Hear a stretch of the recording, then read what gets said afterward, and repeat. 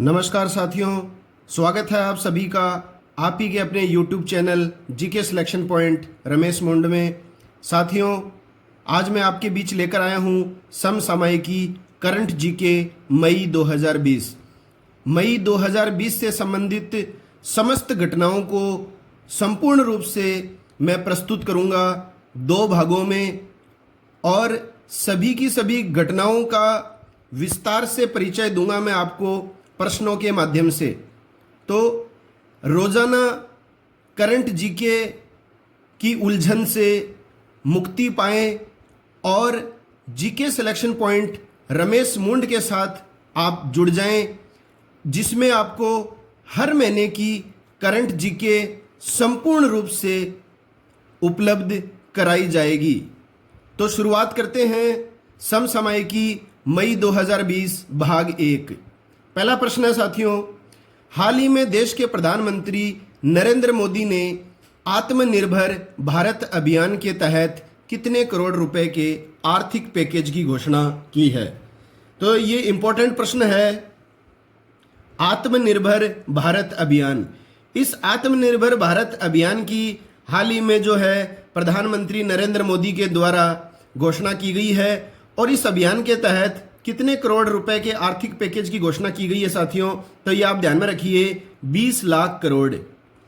अब इस प्रश्न का उत्तर आपने जान लिया है कि 20 लाख करोड़ रुपए के आर्थिक पैकेज की घोषणा नरेंद्र मोदी जी के द्वारा आत्मनिर्भर भारत योजना के तहत की गई है। अब इस अभियान के बारे में हम और भी बातें जानेंगे।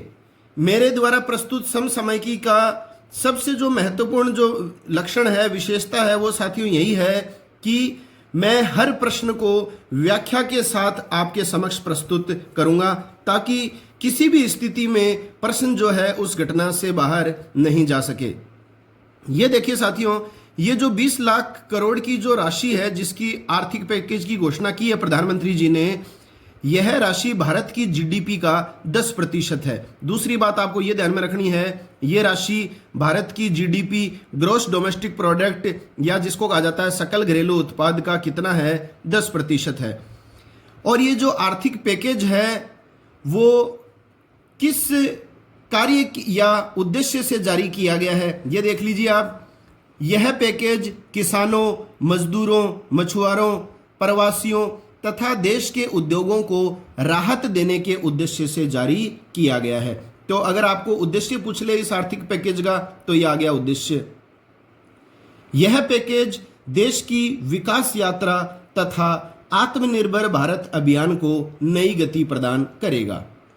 नरेंद्र मोदी जी ने भारत को आत्मनिर्भर बनाने के लिए 5 स्तंभों या पिलर्स की भी बात कही। तो इस आत्मनिर्भर भारत अभियान के तहत मोदी जी ने 5 स्तंभों की बात कही है। ये 5 स्तंभ निश्चित रूप से आपकी आगामी परीक्षाओं में पूछे जा सकते हैं। तो ये कौन कौन से 5 स्तंभ है, देखिए आप साथियों। पहला है अर्थव्यवस्था, जिसका अंग्रेजी नाम है इकोनॉमी। दूसरा है बुनियादी ढांचा, बुनियादी ढांचे का अंग्रेजी नाम है इंफ्रास्ट्रक्चर। तीसरा है व्यवस्था, जिसका अंग्रेजी नाम है सिस्टम। चौथा है जन्म मृत्यु से संबंधित परिवर्तनों का वैज्ञानिक अध्ययन करना, जिसको अपन बोलते हैं डेमोग्राफी। और पांचवा है मांग, जिसको अपन बोलते हैं डिमांड। तो इन 5 स्तंभों के संदर्भ में नरेंद्र मोदी जी के द्वारा आत्मनिर्भर भारत अभियान के तहत बात की गई थी। तो इसमें प्रश्न यही बनेगा कि आत्मनिर्भर भारत अभियान के तहत कितने स्तंभों का जिक्र किया गया है? तो 5 स्तंभों का जिक्र किया गया है। अर्थव्यवस्था, बुनियादी ढांचा, व्यवस्था, जन्म मृत्यु से संबंधित परिवर्तन और मांग। तो अंग्रेजी में भी आपको ध्यान में होना चाहिए, ऑप्शन अंग्रेजी के हिसाब से भी आ सकते हैं। अब देखिए साथियों, इसमें एक बात और भी आती है। आत्मनिर्भर भारत अभियान में 4 बातों पर ध्यान केंद्रित करता है ये आत्मनिर्भर भारत अभियान। कौन सी 4 बातों पर ध्यान केंद्रित करता है? देखिए, इसको बोलते हैं 4L, 4 और L। 4L का मतलब 4L। पहले L का मतलब होता है लैंड, लैंड माने होता है भूमि। दूसरे L का मतलब होता है लेबर, लेबर का माने मतलब क्या होता है? श्रम। तीसरा जो है वो होता है लिक्विडिटी, लिक्विडिटी का मतलब होता है तरलता। और चौथे एल का मतलब है लॉज। लॉज माने कानून। तो 4 बातों पर ध्यान केंद्रित करता है आत्मनिर्भर भारत अभियान। 4L। 4L का मतलब क्या है? Land, labour, liquidity and laws. ये भी आपको विशेष रूप से ध्यान में होना चाहिए। और साथियों, वीडियो अगर अच्छी लगे, आपको वाकई लगे कि मजा आ रहा है और आपको सारे के सारे तथ्य याद हो रहे हैं, समझ में आ रहे हैं, अगर प्रश्नों के उत्तरों की व्याख्या अच्छी लग रही है, तो आप निश्चित रूप से लाइक कीजिए, साथियों में अधिक से अधिक शेयर कीजिए और चैनल को सब्सक्राइब नहीं किया है तो सब्सक्राइब कर लें और सब्सक्राइब के सामने बेल आइकन को दबा दें ताकि मेरे द्वारा जारी किए जाने वाले वीडियोस के नोटिफिकेशन आपके पास सबसे पहले पहुंच सकें। दूसरा प्रश्न है, हाल ही में किस देश ने सोशल डिस्टेंसिंग को सुनिश्चित करने के लिए आई फील यू ब्रेसलेट वितरित किया है? तो कोरोना वायरस से संबंधित है ये। तो कौन सा देश है जिसने सोशल डिस्टेंसिंग, सामाजिक दूरी को सुनिश्चित करने के लिए आई फील यू? अब देखिए साथियों, इसमें यह ध्यान में रखना है, आई फील यू, मैं आपको महसूस करता हूं, आई फील यू ब्रेसलेट वितरित किया है, तो यह देश है इटली। यह ब्रेसलेट उपयोगकर्ता को सोशल डिस्टेंसिंग नियमों को पालन करने में सहायता देगा। अगला प्रश्न है, हाल ही में किस देश के द्वारा ओपन स्काईज संधि से अलग होने की घोषणा कर दी गई है? तो ओपन स्काईज संधि से अलग होने की घोषणा हाल ही में कर दी है अमेरिका ने। देखिए साथियों, ओपन स्काई जो संधि है, ट्रीटी है, वो 1992 में प्रारंभ हुई थी ओपन स्काई संधि, और इस संधि में 34 देश शामिल हैं। भारत इस संधि का सदस्य देश नहीं है, ये आपको ध्यान में रखना है विशेष रूप से। भारत जो है वो ओपन स्काई संधि का सदस्य देश नहीं है, और इस ओपन स्काई संधि से अलग होने की घोषणा हाल ही में किसने कर दी है? अमेरिका देश ने। अब देखिए क्या है ये संधि। इस संधि के तहत सदस्य देश एक दूसरे के देशों की हवाई जहाज द्वारा परीक्षण कर सकते हैं कि कहीं कोई सैन्य गतिविधि संचालित हो रही है या नहीं हो रही है। तो सदस्य देश जो हैं वो एक दूसरे के देशों का हवाई परीक्षण कर सकते हैं कि कोई सैन्य गतिविधि संचालित हो रही है या नहीं हो रही है। अमेरिका इस कारणवश संधि से अलग हो रहा है क्योंकि रूस जो है वो नियमों का उल्लंघन कर रहा है। अब देखिए साथियों, क्या है ये ओपन स्काई संधि, ये आप समझ गए। किस देश ने अलग होने की घोषणा की ये आप समझ गए। ये संधि कौन से वर्ष प्रारंभ हुई ये आपको समझ में आ गया। कितने देश इस संधि से जुड़े हुए हैं? तो 34 देश जुड़े हुए हैं। और अमेरिका क्यों अलग हो रहा है इस संधि से? क्योंकि रूस जो है वो संधि के तहत निर्धारित जो नियम थे उन नियमों का क्या कर रहा है? उल्लंघन कर रहा है। तो सारे के सारे तथ्य मेरे द्वारा प्रस्तुत किए गए हैं।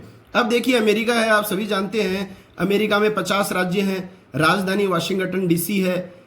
इसके राष्ट्रपति जो हैं वर्तमान में रिपब्लिकन पार्टी के हैं, 45वें क्रम के डोनाल्ड ट्रंप हैं, और इनकी जो पार्टी है रिपब्लिकन पार्टी, इसका लोगो क्या है? हाथी है। और अभी जो है नवंबर में अगले जो है अमेरिका में राष्ट्रपति चुनाव भी प्रस्तावित हैं। अगला प्रश्न है, हाल ही में नाडा ने सविता कुमारी तथा अंकित सिसोदिया को निलंबित कर दिया है। इनका संबंध किस खेल से रहा है? तो आपने सुना भी होगा, सविता कुमारी और अंकित सिसोदिया, इनका संबंध है साथियों भारोत्तोलन से। भारोत्तोलन को बोला जाता है पावर लिफ्टिंग। ये आप ध्यान में रखिए, यहीं से परीक्षाओं में प्रश्न आ जाता है साथियों, और हमें बड़ी दिक्कत आती है कि ये कौन खिलाड़ी आ गई, इसका नाम तो हमने कभी सुना ही नहीं है। तो ऐसे ही किसी खिलाड़ी का जिक्र नहीं किया जाता है परीक्षा में, किसी न किसी कारणवश वो चर्चित रहे हुए खिलाड़ी होते हैं जिनका परीक्षा में पूछा जाता है। ऐसे तो साथियों काफी खिलाड़ी हैं, सैकड़ों खिलाड़ी हैं। हम किन किन खेलों से संबंधित किन किन खिलाड़ियों का नाम याद रखेंगे? यह असंभव है हर खिलाड़ी का नाम याद रखना।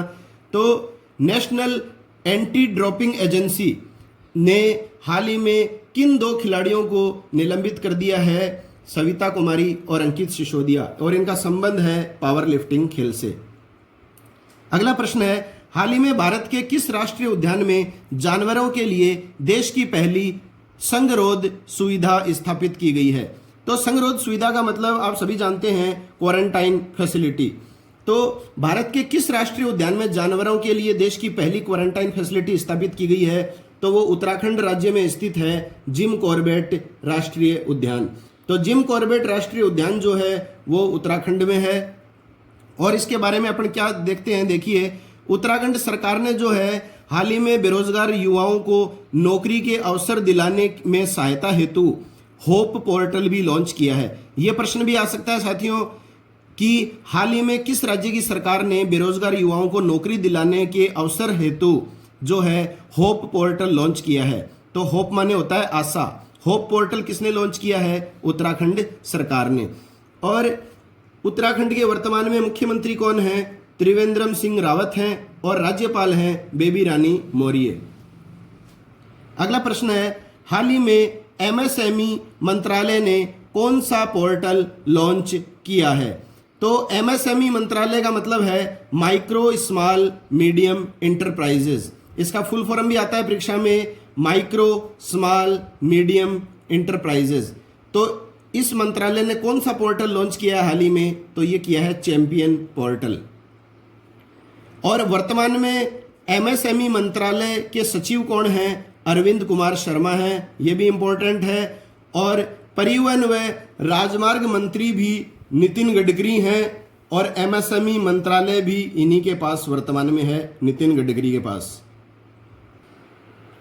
अगला प्रश्न है, विश्व का वह देश जो वर्ष 2020 के अंत तक आर्कटिक जलवायु की निगरानी हेतु अपना पहला आर्कटिक एम उपग्रह लॉन्च करेगा। तो आर्कटिक जलवायु की निगरानी के लिए वर्ष 2020 के अंत तक विश्व का कौन सा देश आर्कटिक एम उपग्रह लॉन्च करेगा? तो वो देश है रूस। इंपॉर्टेंट प्रश्न है ये, रशिया है ये देश। और इससे मौसम के पूर्वानुमान में सुधार करने की अनुमति दी जाएगी तथा वैज्ञानिकों को जलवायु परिवर्तन का अध्ययन करने में और अधिक सक्षम बनाया जाएगा। अब देखिए, बात हमने रूस की है, तो रूस की संसद का नाम परीक्षाओं में ज़्यादातर पूछा जाता है, तो रूस की संसद को कहा जाता है ड्यूमा। रूस के वर्तमान राष्ट्रपति हैं व्लादिमीर पुतिन और रूस के प्रधानमंत्री हैं मिखाइल मिशुस्टिन और रूस की राजधानी है मॉस्को। और रूस से जो है भारत S-400 मिसाइल भी खरीद रहा है। ये भी आप तथ्य ध्यान में रखिएगा।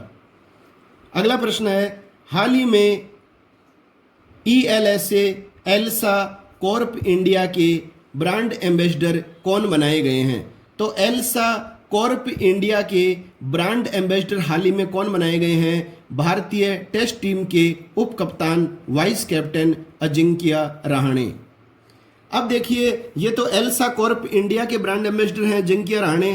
अब हाल ही में और कौन कौन से खिलाड़ियों को या अभिनेता अभिनेत्रियों को अलग अलग ब्रांड एम्बेसडर बनाया गया है, वो मैं आपके सामने एक साथ लेकर आया हूं ताकि किसी भी विद्यार्थी के कोई दिक्कत ना आए। तो देखिए, महेंद्र सिंह धोनी, इनको हाल ही में बनाया गया है पोकर स्टार इंडिया का ब्रांड एम्बेसडर। भारतीय क्रिकेट के ही खिलाड़ी शार्दुल ठाकुर को टाटा पावर्स का ब्रांड एम्बेसडर हाल ही में बनाया गया है। ऋषभ पंत को JSW स्टील्स का ब्रांड एम्बेसडर बनाया गया है। शेफाली वर्मा T20 महिला खिलाड़ी भारत की हैं। शेफाली वर्मा हाल ही में बहुत चर्चित रही हैं T20 विश्व कप में। ये पेप्सी की ब्रांड एम्बेसडर बनाई गई हैं। करीना कपूर अभिनेत्री जो हैं ये पूमा की ब्रांड एम्बेसडर बनी हैं। सारा अली खान जो हैं वो JBL कंपनी की ब्रांड एम्बेसडर बनी है, जो ऑडियो डिवाइस बनाने वाली कंपनी है JBL, उसकी ब्रांड एम्बेसडर बनी है सारा अली खान। और अमिताभ बच्चन जो है वो IDFC फर्स्ट बैंक के ब्रांड एम्बेसडर बनाए गए हैं। साथियों, आप वीडियो पॉज करके सारे के सारे तथ्य अच्छी तरह स्मृति में ला सकते हैं। अगला प्रश्न है, हाल ही में किस राज्य सरकार ने CMAPP ऐप लॉन्च किया है? देखिए साथियों, CMAPP का मतलब होता है comprehensive monitoring of agriculture price and procurement. तो comprehensive monitoring of agriculture price and procurement जो है ऐप हाल ही में किस राज्य सरकार ने लॉन्च किया है, जिसको बोला जाता है केमैप, CMAPP। ये ऐप लागू किया है आंध्र प्रदेश राज्य सरकार ने। और किससे संबंधित है ये, तो आपको फुल फॉर्म से भी पता चल गया है। यह किसानों की कृषिगत जरूरतों की निगरानी रखने हेतु शुरू किया गया मोबाइल एप्लीकेशन है। अब देखिए, आंध्र प्रदेश जो है उसकी वर्तमान राजधानी है हैदराबाद, प्रस्तावित राजधानी क्या है? अमरावती है। मुख्यमंत्री हैं जगनमोहन रेड्डी। आंध्र प्रदेश के वर्तमान गवर्नर राज्यपाल हैं विश्वभूषण हरिश्चंद्रन, और मुख्य न्यायाधीश जो हैं वो हैं जेके माहेश्वरी। तो ये CMAPP ऐप लॉन्च करने वाला राज्य है आंध्र प्रदेश। अगला प्रश्न है, हाल ही में अफ्रीकन स्वाइन फीवर का पहला मामला किस भारतीय राज्य में सामने आया है? तो अफ्रीकन स्वाइन फीवर का पहला मामला जो है वो असम राज्य में सामने आया है। आप सभी परिचित भी होंगे इस अफ्रीकन स्वाइन फीवर से, नहीं है तो मैं आपको बता देता हूँ। ऐसा मामला पहली बार आया है असम राज्य में। इस बीमारी के चलते 2500 सूअर मारे जा चुके हैं, और ये जो फीवर है वो जानवरों से मनुष्य में नहीं फैलता है। ये बहुत अच्छी बात है कि ये जो अफ्रीकन स्वाइन फीवर है ये जानवरों से मनुष्य में नहीं फैलता है। असम के जो मुख्यमंत्री हैं वो हैं वर्तमान में सर्बानंद सोनोवाल, और राज्यपाल जो हैं वो हैं जगदीश मुखी। तो साथियों, प्रत्येक महीने की करंट जीके एक साथ प्राप्त करें। यूट्यूब पर सर्च करें रमेश मोंड, या फिर सर्च करें जीके सिलेक्शन पॉइंट रमेश मोंड। अगला प्रश्न है, हाल ही में किस देश ने बौद्धिक संपदा संरक्षण के लिए भारत को प्राथमिकता की सूची में रखा है? तो बौद्धिक संपदा संरक्षण के लिए भारत को प्राथमिकता की सूची में किस देश ने रखा है? तो वो रखा है अमेरिका ने। अब देखिए, भारत सहित कुल 10 देशों को इस सूची में शामिल किया गया है। तो केवल भारत को ही इस बौद्धिक संपदा संरक्षण की प्राथमिकता सूची में नहीं रखा है अमेरिका ने, भारत सहित कुल 10 देशों को रखा है। तो ऐसे प्रश्न जो साथियों परीक्षाओं में ज्यादातर पूछे जाते हैं, और ऐसे ही प्रश्न मेरिट का निर्धारण भी करते हैं, क्योंकि बहुत ही कम विद्यार्थी ऐसे प्रश्न सही कर पाते हैं। इतनी गहराई तक पढ़ भी लेते हैं हम तो हमें देशों का नाम याद नहीं रहता।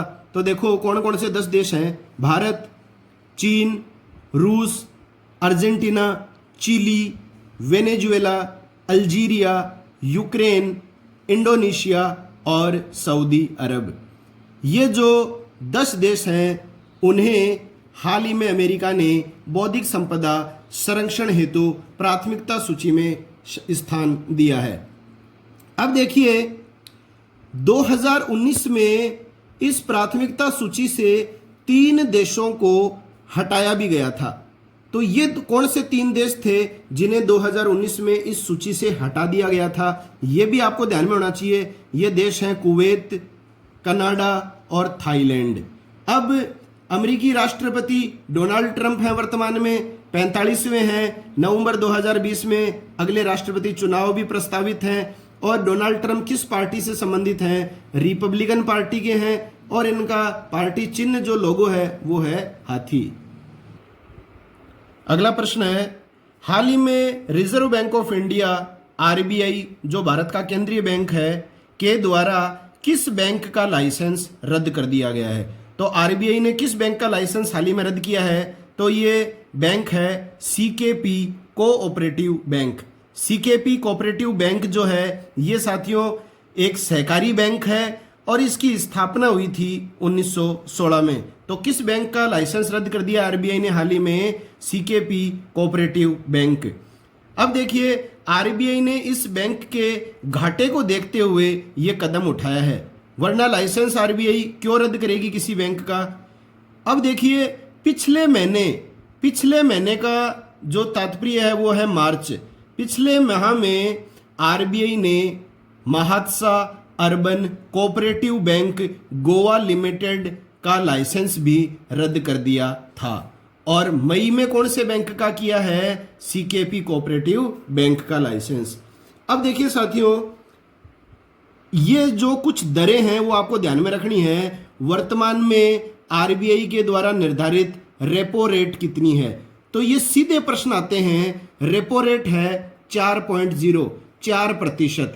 इससे पहले रेपो रेट थी 4.40%। तो ये घट गई है रेपो दर 4.40 से 4% हो गई है वर्तमान में।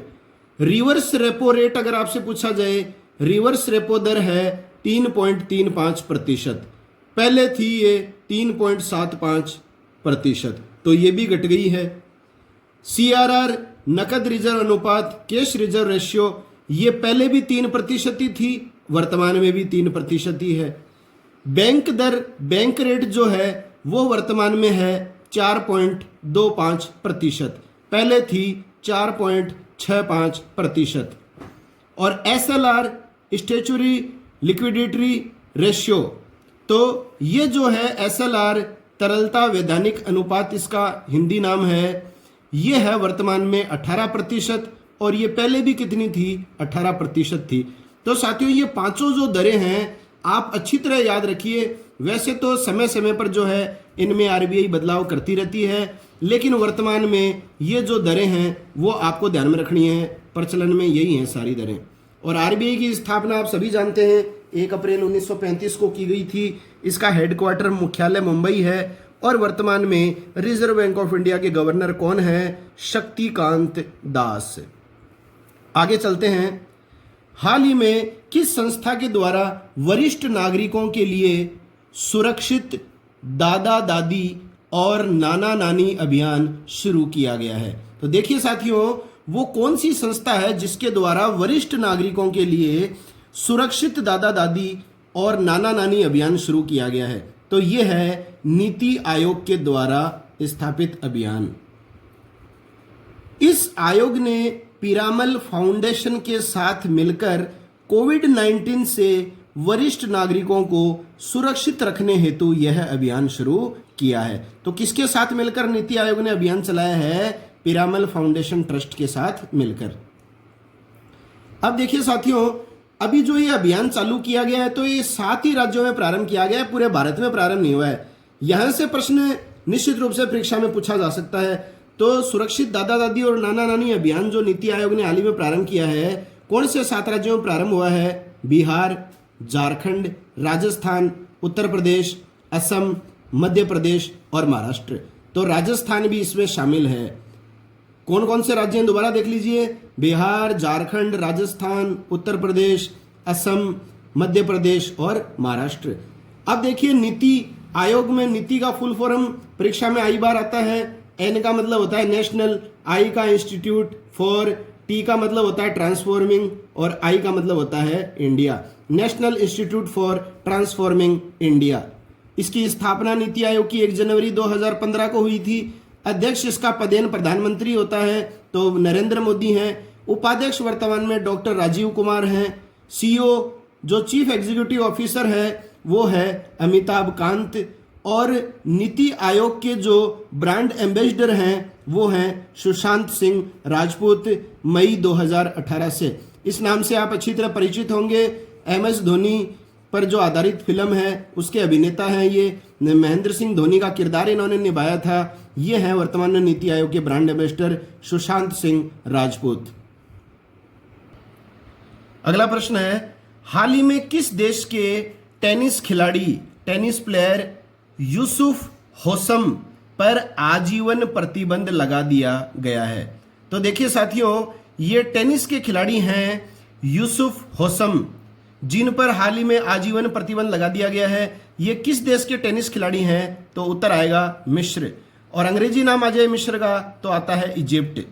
और क्यों किया गया है इनको आजीवन प्रतिबंधित? मैच फिक्सिंग व भ्रष्टाचार के कारण।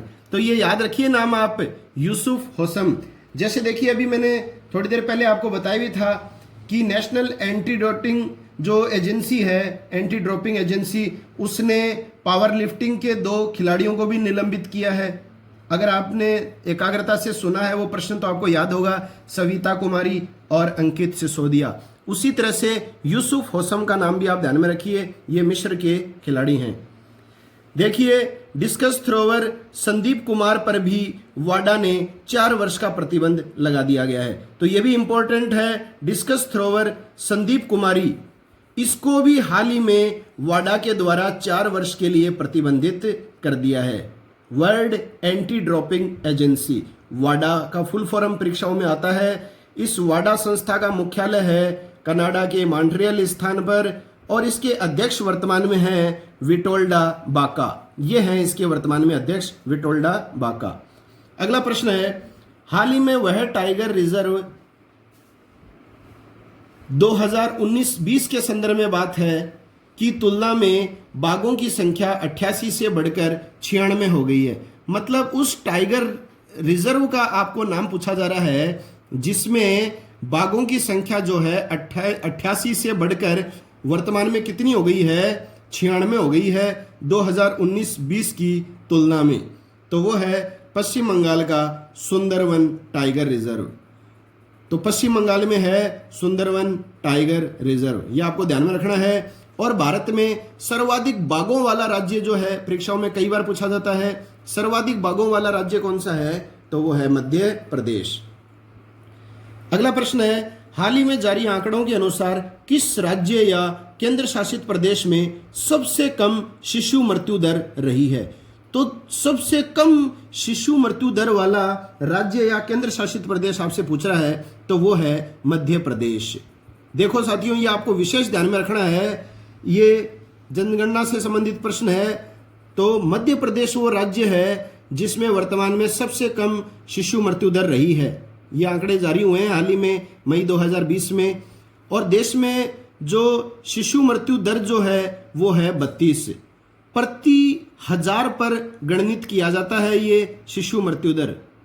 वर्तमान में राष्ट्रीय मृत्यु दर जो है वो है 6.2 और वर्तमान में राष्ट्रीय जन्म दर जो है वो है 20। याद रखना आपको, राष्ट्रीय जन्म दर तो है 20 और राष्ट्रीय मृत्यु दर है 6.2। अगला प्रश्न है, 2021 में आयोजित होने वाले राष्ट्रमंडल यूथ खेल मतलब कॉमनवेल्थ यूथ गेम्स, राष्ट्रमंडल यूथ खेल कब तक के लिए स्थगित कर दिए गए हैं। तो 2023 तक के लिए स्थगित कर दिए गए हैं राष्ट्रमंडल यूथ खेल। कारण क्या है, टोक्यो ओलंपिक 2021 में आयोजित होने के कारण। तो 2021 में ही टोक्यो ओलंपिक खेल आयोजित होने हैं और 2021 में ही राष्ट्रमंडल यूथ खेल आयोजित होने थे। तो इन दोनों में टकराव की स्थिति उत्पन्न होने के कारण जो है ये खेल 2021 से स्थगित करके कहाँ कर दिए गए हैं, 2023 में। अब देखिए, टोक्यो ओलंपिक भी 2020 में ही आयोजित होने थे, आप सबको पता है इसी वर्ष आयोजित होने थे ये, परंतु कोरोना वायरस कोविड-19 के चलते जो हैं ये कौन से वर्ष में होंगे, 2021 में होंगे। अब देखिए साथियों, एक बात आपको विशेष ध्यान में रखनी है बात कि टोक्यो ओलंपिक जो है वो 2021 में होंगे, फिर भी ये टोक्यो ओलंपिक 2020 के नाम से ही जाने जाएंगे। ये आप विशेष तथ्य ध्यान में रखिए। और राष्ट्रमंडल यूथ खेल 2021 जो है वो 1 से 7 अगस्त तक त्रिनिदाद व टोबैगो, ये कैरेबियन द्वीपीय देश है, यहाँ प्रस्तावित थे। तो 2021 में ये खेल कहाँ होने थे, राष्ट्रमंडल यूथ खेल त्रिनिदाद व टोबैगो में। लेकिन अब कब होंगे, तो 2023 में होंगे। अगला प्रश्न है, हाल ही में 15वें वित्त आयोग की सलाहकार परिषद के सदस्य के रूप में किसे शामिल किया गया है। तो साथियों, आप सभी जानते हैं वर्तमान में 15वां वित्त आयोग कार्यरत है 2020 से 2025 तक के लिए। तो 15वां जो वित्त आयोग है उसमें हाल की जो ये उसकी सलाहकार परिषद जो होती है वित्त आयोग की, उस सलाहकार परिषद में सदस्य के रूप में किसे शामिल किया गया है, तो वो किया गया है कृष्णमूर्ति सुब्रमण्यम। निश्चित रूप से परीक्षा में प्रश्न आ सकता है आपके, 15वें वित्त आयोग की सलाहकार परिषद के सदस्य के रूप में हाल ही में नियुक्त किया गया है कृष्णमूर्ति सुब्रमण्यम को। और 15वें वित्त आयोग का अध्यक्ष कौन है, यह आप जानते भी होंगे, नहीं जानते हैं तो सुन लीजिए। 15वें वित्त आयोग का अध्यक्ष है NK सिंह, पूरा नाम है नंद किशोर सिंह। अगला प्रश्न है, हाल ही में किस देश के क्रिकेटर शफीकुल्ला पर 6 वर्ष का प्रतिबंध लगा दिया गया है। तो किस देश के क्रिकेटर हैं ये शफीकुल्ला, तो शफीकुल्ला जो हैं वो हैं अफगानिस्तान के क्रिकेट खिलाड़ी। तो ये देश जो है अभी उभरता हुआ खिलाड़ी है, देश जो है ये उभरता हुआ है क्रिकेट के खेल में। तो ज़्यादातर जो हैं वो 3-4 एक खिलाड़ी हैं जिनका नाम हम विशेष रूप से जानते हैं, जैसे नबी का है और रशीद खान है, इसी तरह से 2-4 एक नाम हम जानते हैं। तो इतना पॉपुलर नाम नहीं है हालांकि, लेकिन आपको ध्यान में रखना है अफगानिस्तान के क्रिकेटर शफीकुल्लाह पर 6 वर्ष का प्रतिबंध हाल ही में लगा दिया गया है भ्रष्टाचार में दोषी पाए जाने पर। अब देखिए, पाकिस्तान क्रिकेट बोर्ड ने भी उमर अकमल पर 3 वर्ष का प्रतिबंध लगा दिया था। तो वर्तमान में 3 वर्ष के प्रतिबंध को झेल रहे हैं पाकिस्तान के खिलाड़ी उमर अकमल, ये भी आपको ध्यान में रखना है। अगला है प्रश्न, हाल ही में भारत के प्रधानमंत्री नरेंद्र मोदी ने गुट निरपेक्ष आंदोलन, जिसको बोलते हैं नाम, गुट निरपेक्ष आंदोलन का मतलब होता है नॉन अलाइन मूवमेंट, इसका फुल फॉर्म परीक्षा में पूछा जा सकता है। तो हाल ही में भारत के प्रधानमंत्री नरेंद्र मोदी ने गुट निरपेक्ष आंदोलन या नाम के समिट मतलब सम्मेलन में भाग लिया था। इस संगठन का वर्तमान अध्यक्ष कौन सा देश है? तो मई महीने में जो है गुट निरपेक्ष आंदोलन या नाम संगठन का सम्मेलन हुआ था। जाहिर सी बात है सारा जो सम्मेलन है ये कॉन्फ्रेंस के माध्यम से हुआ था, वीडियो कॉन्फ्रेंसिंग के माध्यम से। तो इस संगठन का वर्तमान अध्यक्ष कौन सा देश है? तो इस संगठन का वर्तमान अध्यक्ष है अजरबैजान, और अजरबैजान के जो राष्ट्रपति हैं वो हैं इस संगठन के वर्तमान अध्यक्ष। कौन है अजरबैजान के राष्ट्रपति? इल्हाम अलीएव। इल्हाम अलीएव जो हैं वो अजरबैजान के राष्ट्रपति हैं, वर्तमान में गुट निरपेक्ष आंदोलन के अध्यक्ष। और देखिए साथियों, पहली बार हमारे भारत के प्रधानमंत्री नरेंद्र मोदी ने इस संगठन की बैठक में भाग लिया है। तो 2014 से लगातार प्रधानमंत्री पद पर हैं ये, और पहली बार गुट निरपेक्ष आंदोलन के सम्मेलन में इन्होंने भाग लिया है। तो ये आपको ध्यान में रखना है कि संगठन के सम्मेलन में नरेंद्र मोदी ने हाल ही में पहली बार सदस्य के रूप में भाग लिया, तो वह है गुट निरपेक्ष आंदोलन। इसकी देखिए साथियों स्थापना पूछी जाती है, 1961 में हुई थी गुट निरपेक्ष आंदोलन की स्थापना, और इसका मुख्यालय है बेलग्रेड में। और जो ये बैठक हुई थी इसका थीम क्या था? यूनाइटेड अगेंस्ट कोविड-19, मतलब हमें हर हाल में कोरोना वायरस डिजीज 19 इस महामारी के विरुद्ध क्या रहना है? एकता के सूत्र में बंधे रहना है। तो ये थीम भी आपको विशेष ध्यान में रखनी है। अगला प्रश्न है, हाल ही में प्रदीप कुमार शुक्ला को किस पद पर नियुक्त किया गया है? तो प्रदीप कुमार शुक्ला को हाल ही में किस पद पर नियुक्त किया गया साथियों? केंद्रीय जल आयोग के वित्तीय निर्देशक बनाए गए हैं। तो प्रदीप कुमार शुक्ला हाल ही में किस पद पर नियुक्त किए गए हैं? तो ये केंद्रीय जल आयोग के वित्तीय निदेशक बनाए गए हैं। इसके अलावा देखिए साथियों, ये 2 नियुक्तियां भी हाल ही में हुई हैं और वेरी इंपॉर्टेंट हैं। टी.एस. तिरुमूर्ति, ये नाम आपके आगामी परीक्षाओं में निश्चित रूप से परीक्षा में देखने को मिलेगा। संयुक्त राष्ट्र में भारत का स्थायी प्रतिनिधि। तो हाल ही में संयुक्त राष्ट्र में भारत के स्थायी प्रतिनिधि कौन चुने गए हैं? टी.एस. तिरुमूर्ति। इसके अलावा यूबी परवीन राव जो हैं ये नॉस्कॉम के अध्यक्ष बनाए गए हैं। अगला प्रश्न है, हाल ही में किस देश के द्वारा कोविड-19 के चलते क्रिकेट खेल के दौरान गेंद को चमकाने हेतु प्रयुक्त लार के इस्तेमाल पर प्रतिबंध लगा दिया है? तो देखिए साथियों, क्रिकेट में आपने देखा होगा खिलाड़ी जो हैं वो अपनी लार का इस्तेमाल करते हैं गेंद को चमकाने के लिए। अब वो आगे भविष्य में ऐसा नहीं कर पाएंगे।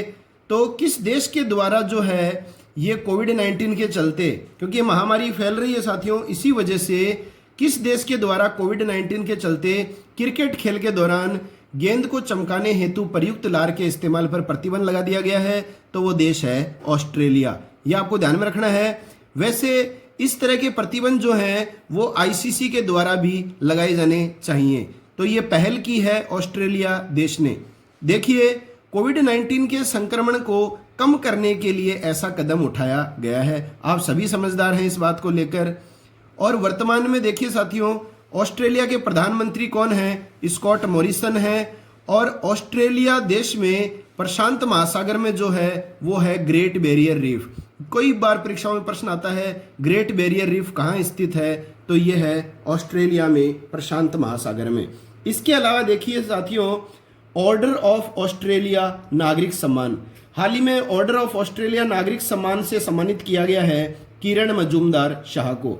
ये भी आपको ध्यान में रखना है। और ये चौथी भारतीय हैं ये सम्मान प्राप्त करने वाली। इसके अलावा आईसीसी महिला विश्व कप जो है इसकी विजेता टीम भी हाल ही में ऑस्ट्रेलिया रही है, आपको पता है। और ऑस्ट्रेलिया ने किस देश को हराया था? तो वो हराया था भारत को। इसके अलावा देखिए साथियों, पिच ब्लैक, ये आपको ध्यान में रखना है। पिच ब्लैक जो है ये वायुसेना अभ्यास जो है ऑस्ट्रेलिया में होता है हर वर्ष। पिच ब्लैक एक प्रकार का वायुसेना अभ्यास है जो हर वर्ष ऑस्ट्रेलिया में होता है। इस वर्ष ये अभियान रद्द कर दिया गया है। क्यों रद्द कर दिया गया है? कोविड-19 के कारण। अब देखिए बात ऑस्ट्रेलिया की चल रही है क्योंकि उत्तर हमारा ऑस्ट्रेलिया आया था। तो ऑस्ट्रेलिया जो है T20 टेस्ट में टॉप टीम है। वर्तमान में T20 क्रिकेट और टेस्ट क्रिकेट में अग्रणी देश कौन सा है? ऑस्ट्रेलिया है। और इंग्लैंड जो है वो एक दिवसीय क्रिकेट में 1 नंबर पर शामिल होने वाली टीम है। तो भारत को आप न तो T20 में नंबर 1 बना देना, न टेस्ट में, न ओडीआईज में, एक दिवसीय में इंग्लैंड है। अगला प्रश्न है मुस्तफ़ा अल कदीमी। मुस्तफ़ा अल कदीमी हाल ही में किस कारणवश चर्चित रहे हैं? तो मुस्तफ़ा अल कदीमी जो हैं साथियों इराक के नए प्रधानमंत्री बने हैं। तो इराक के नए प्रधानमंत्री बनाए गए हैं मुस्तफ़ा अल कदीमी। इसके अलावा देखिए वर्तमान में इराक के जो राष्ट्रपति हैं वो हैं बरहाम साली है। ये नाम आपने सुना होगा। बरहाम साली है इराक के वर्तमान राष्ट्रपति हैं और नए प्रधानमंत्री जो बने हैं इराक के वो बने हैं मुस्तफ़ा अल कदीमी। इसके अलावा देखिए साथियों हाल ही में मलेशिया के भी नए प्रधानमंत्री बने हैं। कौन बने हैं? मोहिउद्दीन यासीन। तो मोहिउद्दीन यासीन मलेशिया के नए प्रधानमंत्री बने हैं। इसके अलावा स्लोवाकिया देश की पहली महिला राष्ट्रपति बनी है हाल ही में। इस देश में पहली बार कोई महिला राष्ट्रपति बनी है स्लोवाकिया में। कौन बनी है स्लोवाकिया की पहली महिला राष्ट्रपति? जुजाना केपुटोवा। तो साथियों ये प्रश्न अलग अलग भी बनाए जा सकते थे। इन सब की जो है नियुक्ति मई महीने में ही हुई है, लेकिन चूंकि बात इस संदर्भ में चल रही है तो मैंने ये 3 यहाँ पर तथ्य आपके सामने प्रस्तुत किए हैं। अगला प्रश्न है हाल ही में किस राज्य की सरकार ने आयुष कवच कोविड-19 ऐप लॉन्च किया है? तो आयुष कवच कोविड-19 ऐप किस राज्य की सरकार ने लॉन्च किया है? तो उत्तर प्रदेश राज्य की सरकार ने। किसी भी बीमारी के संबंध में इम्यूनिटी पावर बढ़ाने से संबंधित जानकारी इस ऐप के तहत दी जाएगी। अगला प्रश्न है हाल ही में कितनी भारतीय पत्रकारों को वर्ष 2020 के पुलित्जर पुरस्कार से सम्मानित किया गया है? तो साथियों अमेरिका देश के द्वारा दिया जाता है ये पत्रकारिता के क्षेत्र में दिया जाने वाला सर्वश्रेष्ठ पुरस्कार। यदि आपसे पूछा जाए तो वो होता है पुलित्जर पुरस्कार। तो कितनी भारतीय महिलाओं को दिया गया है? 3 भारतीय महिलाओं को दिया गया है। मोस्ट इंपॉर्टेंट है ये। वो 3 भारतीय महिलाएं हैं दार यासीन, मुख्तार खान और चन्नी आनंद। तो दोबारा देख लीजिए, दार यासीन, मुख्तार खान और चन्नी आनंद, ये 3 हैं भारतीय पत्रकार जिन्हें वर्ष 2020 में पुलित्जर पुरस्कार से सम्मानित किया गया है। तीनों को फीचर फोटोग्राफी के क्षेत्र में यह पुरस्कार दिया गया है। और ये तीनों जो पत्रकार हैं साथियों ये एसोसिएटेड प्रेस से संबंधित पत्रकार हैं। अनुच्छेद 370 हटाए जाने के बाद जम्मू कश्मीर का कवरेज करने हेतु इन्हें यह सम्मान दिया गया है। अगला प्रश्न है हाल ही में बैडमिंटन वर्ल्ड चैंपियनशिप 2020 को कब तक के लिए स्थगित कर दिया गया है? तो बैडमिंटन वर्ल्ड चैंपियनशिप 2020 को कब तक के लिए स्थगित कर दिया गया है? 2021 तक के लिए। तो नवंबर 2020 में यह चैंपियनशिप आयोजित होनी प्रस्तावित थी और कहाँ प्रस्तावित थी? स्पेन के कैरोलिना स्टेडियम में। अब ये नवंबर 2020 में नहीं होकर कौन से वर्ष होंगे? 2021 में। अगला प्रश्न है हाल ही में संसद की लोक लेखा समिति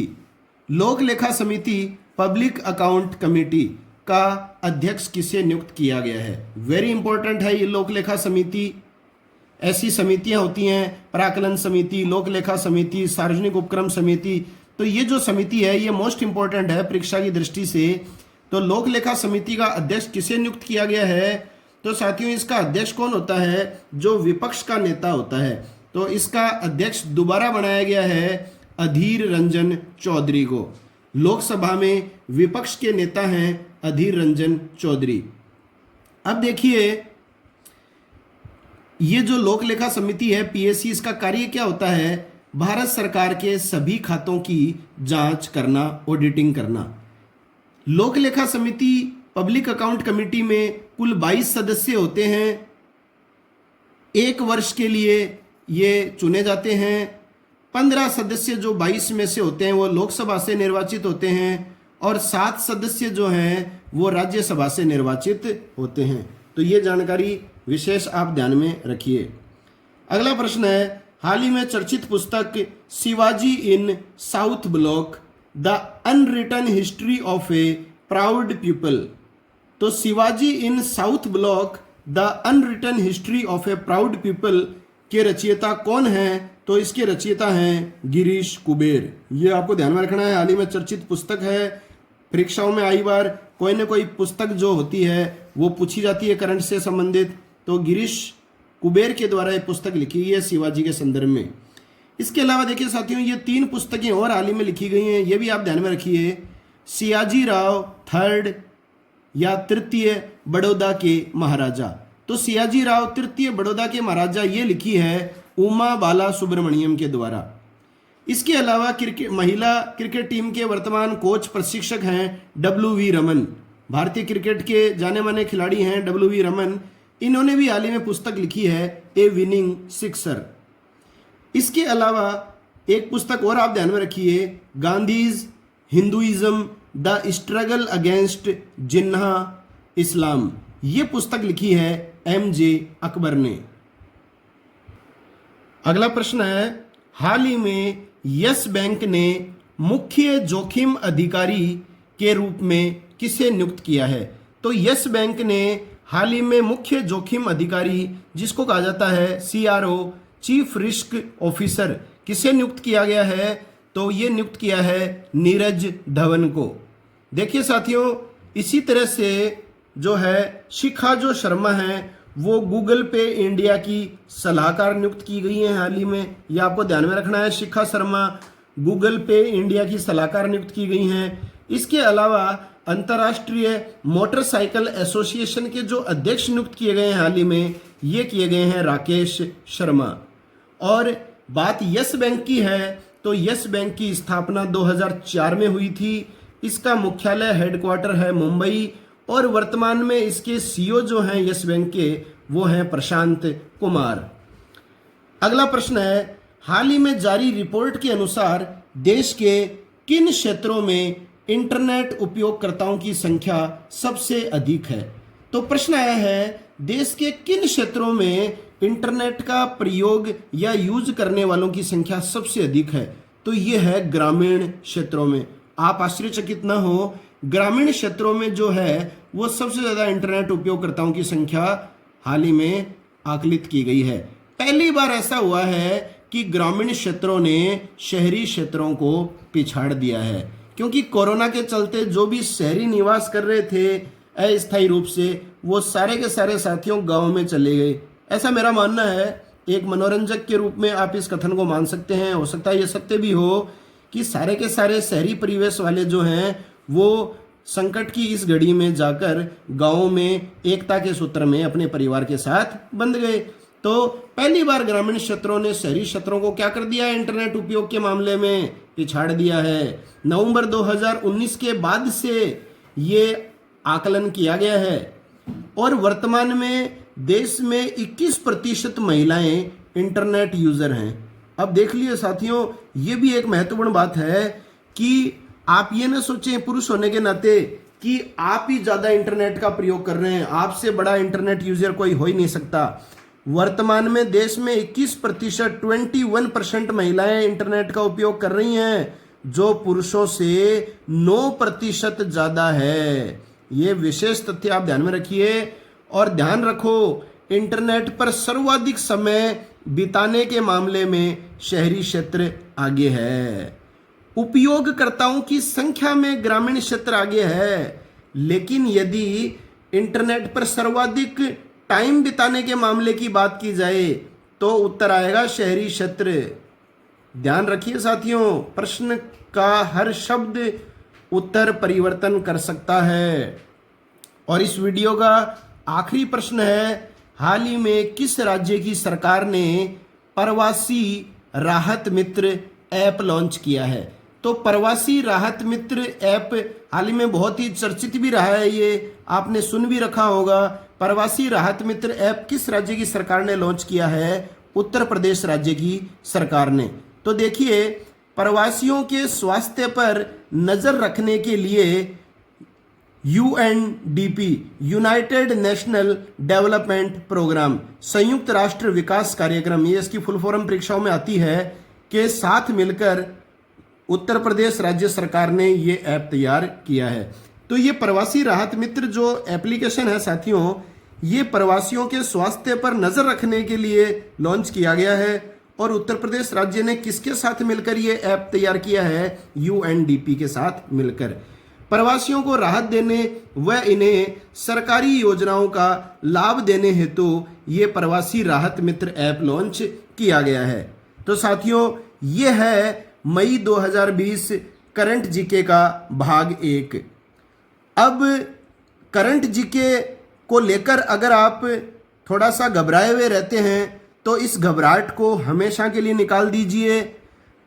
जीके सिलेक्शन पॉइंट रमेश मुंड यूट्यूब चैनल अब संपूर्ण माह की करंट जीके एक साथ प्रस्तुत करता है।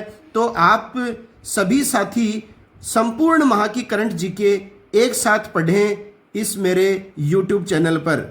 अधिक से अधिक चैनल को सब्सक्राइब करें। वीडियो अगर पसंद आई है तो इसे लाइक अवश्य करें और अपने साथियों के मध्य अधिक से अधिक इसका संचार करें, शेयर करें। मिलते हैं नए वीडियो के साथ, तब तक के लिए जय हिंद, जय भारत।